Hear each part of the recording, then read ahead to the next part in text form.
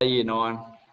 Here's a little, I guess, annotated video, or not video, but a recording about the timeline leading up to World War One, about the causes. I'm joined here today with Old Man River, D-Mac.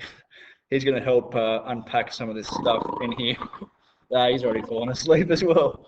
Anyway, let's get started, D-Mac, before we all fall asleep. Okay, first one there, you can see the Franco-Prussian War on the left. Great picture. What happens here is... Thank you. All right then, whatever. Well, stop interrupting me. I'll get to you in a second. Franco-Prussian War, okay? Germany defeats France in 1870, becomes a nation, and they declare their new empire, the German Empire, inside the Hall of Mirrors in the French palace. It's utter humiliation for the French, okay? And that's the price of peace. France also has to give Germany this new territory called Alsace and Lorraine, which is on the border there. You can see D-Mac's little green squiggle there, Alsace and Lorraine. Germany gets that as well. And France has to pay reparations, lots of money.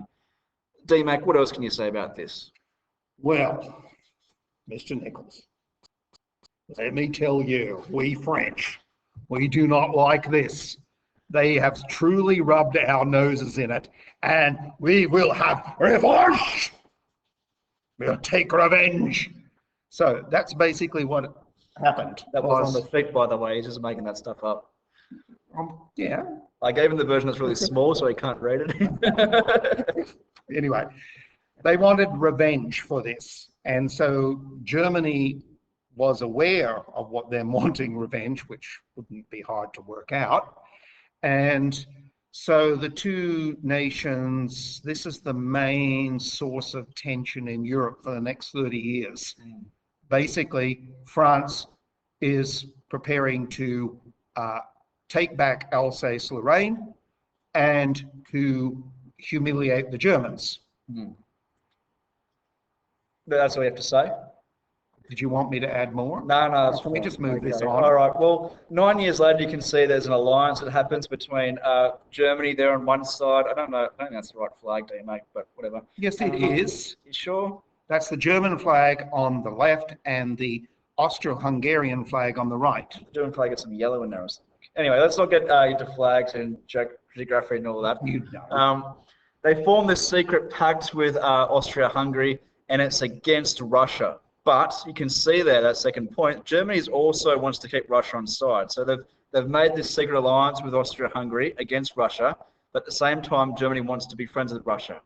It's like getting two girls in the one night here, Germany, okay? They're doing something really tricky here. D-Mac, what can you say about that? Well, if you look on the notes on the right there, basically it's a disaster because one, Austria-Hungary is not a really great ally. They're devious and they don't trust Germany either.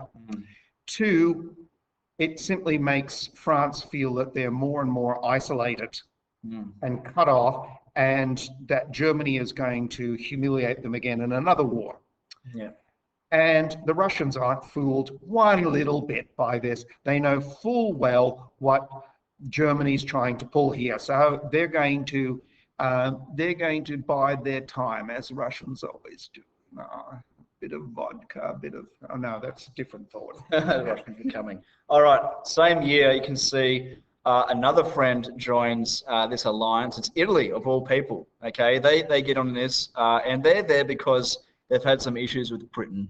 And so Germany brings them into this amazing alliance with Austria-Hungary as well. So Germany's got these really great friends now they can hang out with.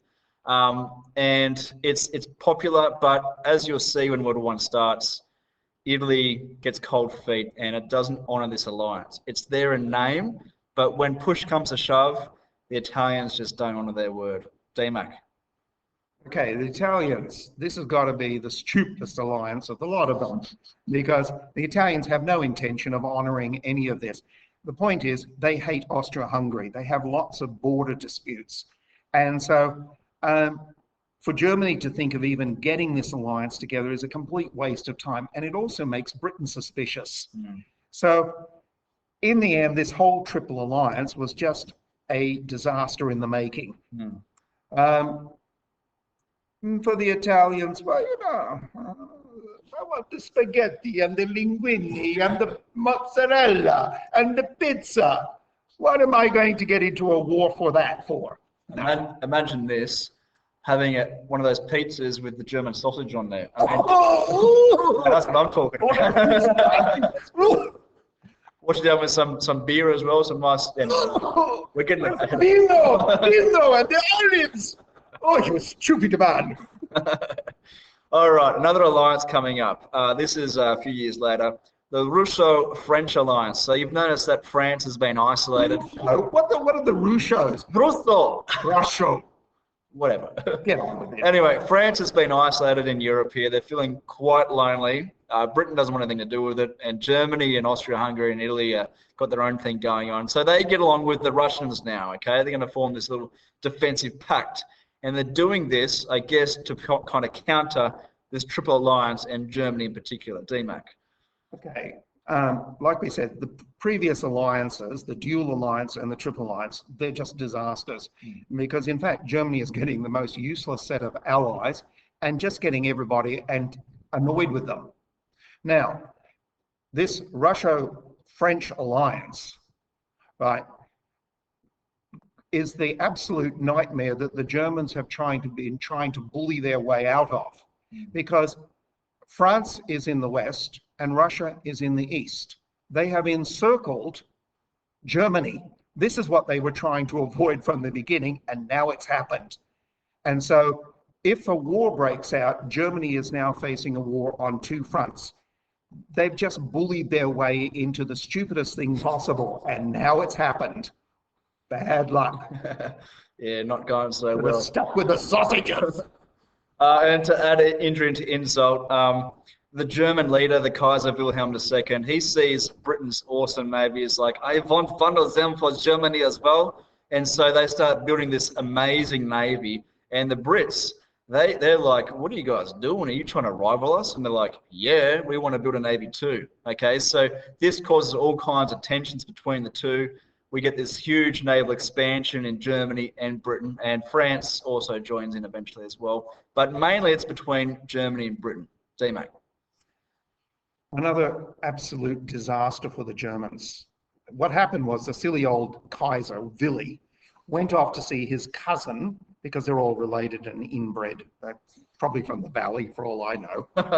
But anyway, he decides to go and visit his cousin, King George, in England. And of course, the Brits, they don't have much of an army like Germany's. It's not modern, and it's pretty, well, at that stage, it wasn't really much to talk about. So, but they do have a navy. They have the world's biggest navy, and they have invented a new type of ship, which is called the dreadnought. Which The is dreadnought? A dreadnought! Oh! Sorry, but that's his fault. He set me off. Okay, this dreadnought can fire shells the size of a small car. What kind of shells are we talking about? Like those big ones, shells with like crabs in them, or like the... We're not talking about diving now. If you want to talk about diving, come and talk to me later. But these shells are armor piercing, and they are incredibly powerful. What's more, the ships that they're building have huge, great big, thick steel, 14 inches thick. These are just massive floating fortresses. And of course, they line up a huge grey line of battleships, and they all turn their big guns out to sea and they fire. Well, poor old Willie, he's so excited, he falls down on the deck and starts frothing at the mouth. I mean, he just can't believe it. He gets back to Germany and he goes to von Schlieffen. No, not Schlieffen. No, Tirpitz. Tirpitz, that's right. Tirpitz! Admiral Tirpitz! So he says, well, how come we don't have any? And what kind of ships do we have? And Tirpitz says, oh, all the money is in the sausages. In the sausages. The boats we have, they're useless. So they start to build some dreadnoughts of their own. Of course, that is the one thing that is, up till now, Britain has been trying to stay out of this. They do not want to have any involvement in this. But now Germany is bullying its way onto the sea, as could be expected, because they just don't learn. Right? They only have one way of trying to get what they want, and that is to bully. Of course, what this is going to do, it now sets Britain on a course of building a fleet bigger and staying ahead of the Germans. So for the next 10 so years, the two sides are sitting there building. One will build a battleship, and then the next one will build a battleship. And each one's getting bigger and bigger, and the shells are getting bigger, the armor is getting thicker. And every time this happens, of course, it's building up the tension. All it needs is a spark to go off, and we're going to have a clash between two God almighty sized fleets taking each other on. That'd be good to watch, wouldn't it? It I'd would. love to see that. It would. I'd love to see that. It's only 1898. You can actually dive the wrecks, you know, of the German fleet. Yeah, there you go. I'll do that one day. Yeah, let's do that. All right. We've got another guy here, von Schlieffen. Okay. That was the one I mentioned. He's tasked by the Kaiser to create this secret plan in case war comes. Now, you've noticed that Germany is stuck in the middle of Russia and France, and then Britain's got its eyes on Germany now as well. So the Kaiser's thinking we need a go-to plan, a game plan, a knockout strategy in case we end up fighting all these guys at once. And so von Schlieffen has this brilliant idea of invading Belgium and the Netherlands to get around into France, the back door, knocking out France in 6 weeks, and then turning everything over to Russia to take on the big bear over there. Okay? D-Mac. So, just like Sir said, the plan is really simple. Knock out France in a month. Bang. War over. Then we can turn around and deal with the Russians. We'll hold them and we'll negotiate a peace, and Germany ends up top dog with its allies, Austria-Hungary and Italy. So, hey, looks really good on paper. Hey, it's schmick. I mean, this plan, you look at it, it's almost faultless. If I could just describe how big this plan is, and every detail is worked out, and it all depends on railways. Okay, except for one thing. This is von Schlieffen's plan. It's kept in a secret place in Germany where only the Kaiser can see it, and his generals and so on. And I mean, it's a massive plan. Like I said, it's basically like the Encyclopedia Britannica. Is it true, D-Mac, that before he went to bed every night, he would get out the plan and look at it and just, you know? It was too big to look at. It was massive. It was a huge plan. It's a big plan. Okay, but that wasn't really the problem. The problem is that they have to practice this plan. And the French may not be all that good at war plans themselves, but they are very good at spies. And in particular, there was this bit of a spy problem, because what happens is a lot of German officers, they like to visit France. They like to visit certain ladies of the night, and they often tell them secrets. Now, what happens is, of course, the French, they start to find out about the von Schlieffen plan. Their spies are much better than the German ones. And so the French, first of all, when they find out the basic secrets, they devise Plan 1. That's very original. That will take care of von Schlieffen and his little monocle plan. Okay. In a few years, they've learnt some more, and of course, they come up with Plan 2. Fighting! What is it? Now, by the time that the First World War broke out, they knew so much about the plan. In fact, they knew everything. But they had come up with Plan 17, which was nearly as big as the von Schlieffen plan, but it basically, they knew everything that the Germans were doing. So this huge, great big German plan that they had was flawed right from the beginning, because the enemy knew what they were doing. Yeah, that's right. So the plan is in place in 1899, okay? But we'll come back to the plan later, okay? All right.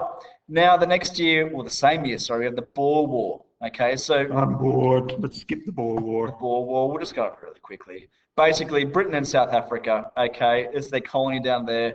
And the South African Boers, okay, and they were very boorish. Those Dutch settlers, they're not having this whole British colonial rule, so they kind of rebel against the British. And Germany's like, well, if you guys are rebelling against the British, then we're there as well. Okay, we'll provide you as many sausages as you need. So have our support, Boers. D-mate. Okay. Again, Germany is interfering in a war that they really don't need to interfere in, and all it does is antagonize Britain. And as you can see, Britain already doesn't like Germany because of the naval race. They certainly don't like what's going on in the Boer War, and they're blaming the Germans for a lot of it. Mm. So you can see they're already not happy with each other. Not good. Happy, no. So in line with this, Germany has to, I guess, provide arms to these Boers. There's also the Schlieffen Plan that demands a big army. So Germany's going to start building a big continental army now, okay? New weapons. It's going to start practicing how it's going to invade France and probably Russia as well. So they're going to expand their regular army massively in this period leading up to 1914. Which, of course, then causes the French and the Russians to do exactly the same thing. Well done, Germany. You've just increased the power of your enemies. All right, 1904, 4 years later, we have this little agreement between France and England. Now, Entente is not a strict alliance. It's just an agreement, an understanding. Okay, so they patch up these old quarrels. Remember last year in year 8, we had this whole 100 years war between France and England. It's been going for a long time. Napoleon jumps in there and he was fighting the English as well. These guys hate each other. But now, because Germany is being so difficult, they decided, how about we just set these things aside and become friends in order to deal with Germany. D-mate. Okay, now the Germans have achieved the worst thing possible, because now they have France in the west building up its army, ready to attack. You've got Russia in the east, and Britain controls the sea. Mm. So if a war breaks out, Germany is going to be strangled. Very, very, very trapped. That's right. Yeah, and that's exactly what happens, really. So, spoiler alert, really. Okay, 1905, Germany again bullies itself around in this place called Morocco. You can see Demak's little nice map down there of Africa and Morocco. Germany is asking for Morocco to become independent from France. Okay, so it has no business in Morocco at all. But Germany's like, how about you Moroccans? You guys, you hate the French, don't you? Why don't you just become your own independent nation? And in fact, you can become like part of us if you really wanted to. I mean, it's up to you, all right? D-Mate, how does that make the French feel? Well, it gets the French really angry. Mm. And in the end, the Germans kind of back down. They cause a lot of trouble and a lot of things have to happen, but they back down. There's a little bit of a pattern that's going to develop now, because Kaiser Willy has a little habit of this. What he does is, it'll be, come on, heavy's on, oh, heavy's on, oh, heavy's on. And then at the last minute, he'll go, oh, no, I didn't really mean it like that. Sorry, you misunderstood me. I wasn't really being aggressive. I'm not really a bully. I love peace. Peace is nice. And then he backs down. Mm. Now, this is going to happen. And at first, it's very funny for him. And he thinks, yeah, I'm getting away with this. But the trouble is, you're going to keep doing this and keep doing this.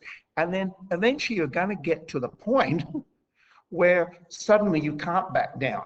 Hmm. Oh dear, 1914. It sounds a bit like North Korea almost, doesn't it? These attention seekers. But North Korea just hasn't taken that final plunge yet, has it? Oh, that is so deeply insightful, sir. You are amazing. About that just then. Anyway, let's think about Mother Russia over here, because now, Demak alluded to it before, the fact that all these states, England, Germany, Russia, they're all cousins, they're all intertwined, they're all, who knows where they're from. Anyway, I'm not going to say it, but you did.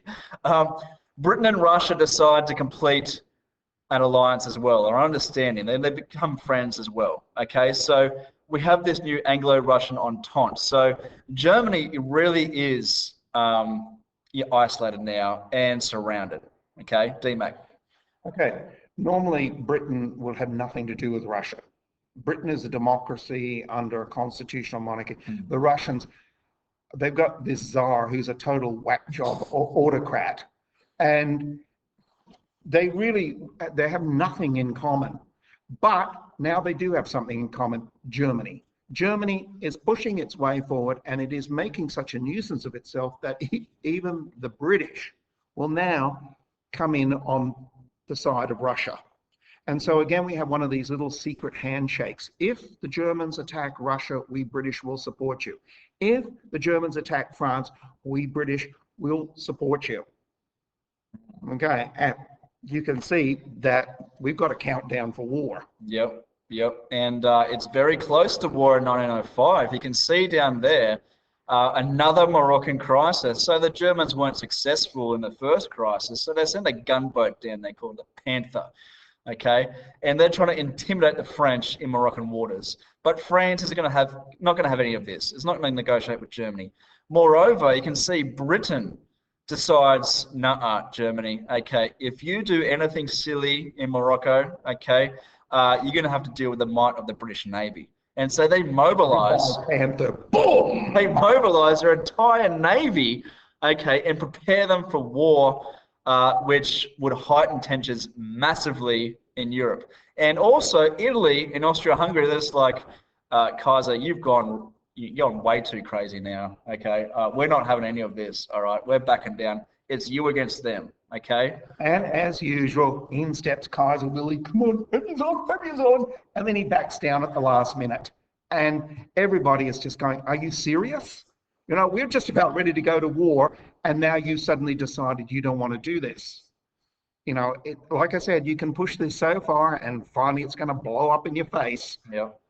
Germany again, although this is now the Balkans. You can see down there the map of the Balkans. Russia and Austria-Hungary, they're hungry for some more territory, okay? And they can see little Turkey down there. Turkey has been an old, tired empire for some time now, the Ottoman Empire, and it's crumbling. And so Austria-Hungary and Russia are like, well, these guys are going to fall apart in the Balkans. We want to pick up the pieces, okay? Russia wants a nice seaport there in the Black Sea, and Austria-Hungary just wants more territory to add to its big empire there. So they start carving up possessions of the Balkans. And Austria-Hungary decides to take over this place called Bosnia-Herzegovina, okay? Do you want to say that again, sir? I just love the sound. Bosnia, ready? Herzegovina. Oh, it makes you shiver. Serbia hates this because it believes that Bosnia Herzegovina belongs partly to Serbia because there's a lot of Serbs in Bosnia Herzegovina. And so Serbia has this big friend as well, Russia, and so that you have this tension happening now in the Balkans. D-Mac. Okay. Little note about Austria-Hungary. Austria-Hungary is a bully like Germany. And they have been bullying their way in the Balkans for quite some time. This isn't the first time, and it's not going to be the last time. They like to throw their weight around and bully very small, because I know Bosnia-Herzegovina has a very long name. Come on, where's your shiver? Herzegovina. Oh, lovely long name, but it's just a tiny little place that, you know, is not terribly important in itself. Like Bombardiri? Nara, for that matter. I'm sorry, he's gone off track again. That's his fault, not mine. I was on track. Anyway, okay, here's the point. Austria-Hungary gets away with this. Now, the trouble is, the reason why Austria-Hungary gets away with it is because it knows that it has Germany's backing. And Germany will back Austria-Hungary because Germany is all alone and encircled by enemies. So the trouble with Austria-Hungary is it really couldn't possibly stand up to the power of Russia. But with Germany behind it, it's actually willing to throw its little weight around. And this is going to, as you're going to see, this will lead directly into the First World War, because again, we've got two things. The Kaiser and Germany bully their way, and then they back off at the last minute. Austria-Hungary does more or less the same thing, but relies on Germany to back its little expansions as it's been doing. And so, of course, you put these two things together, we're going to have a mess. And in fact, the First World War will start in the Balkans. Yes, and we can see there just 1 year before World War One does start, there's this series of wars that happen in the Balkans. The Balkan First War, Second War, and so on. It's very confusing. But in 1913, there's this territory of Albania, which you can see down there on the left. Okay, Serbia and Greece want a peace for Albania, but Austria-Hungary is in there as well. Okay, there are treaties made amongst all of this, and none of it is really solved by 1914. There's still negotiations happening. Okay, Russia has its hand here, Austria-Hungary has its hand in the Balkans, and Serbia wants to create this big Slavic league with Romania and Bulgaria and Russia to administer all of these Slavic nations down there. Okay, but Austria-Hungary is not having any of that. Okay, it wants to keep that situation under control, and it realizes as well that if Serbia becomes too powerful, the situation is lost. Okay, so Austria-Hungary has this notion that if we're going to strike at Serbia to get them back under control, it has to be sooner rather than later. So the year after, when something happens, Austria-Hungary will pounce. DMAC. Yeah, and if you look at the cartoon opposite, you can see there's a big pot boiling, which is the Balkans. And sitting on top are the countries of Europe, supposedly holding the lid down. But in fact, you can see this is going to explode. And the main cause of it is that it's Austria-Hungary who's trying to bully its way through here, and Russia is only going to tolerate it for so long. The trouble is that Austria-Hungary would not do this without Germany. Remember what we said. The Germans are starting to run out of time, and they are not bringing Austria-Hungary properly under control. And so eventually what's going to happen is Austria-Hungary will be dragging the Germans into the First World War. And it'll all come out of the two countries have been bullying their ways for so long through Europe that eventually there's going to be payback. There'll be some retribution. All right, DMAC. Well, thanks for that today. That was a pretty good session, I thought. Yeah, we did heap good. Heap good learning, yep. Oh, yeah, heap good. All right, guys. Catch you later.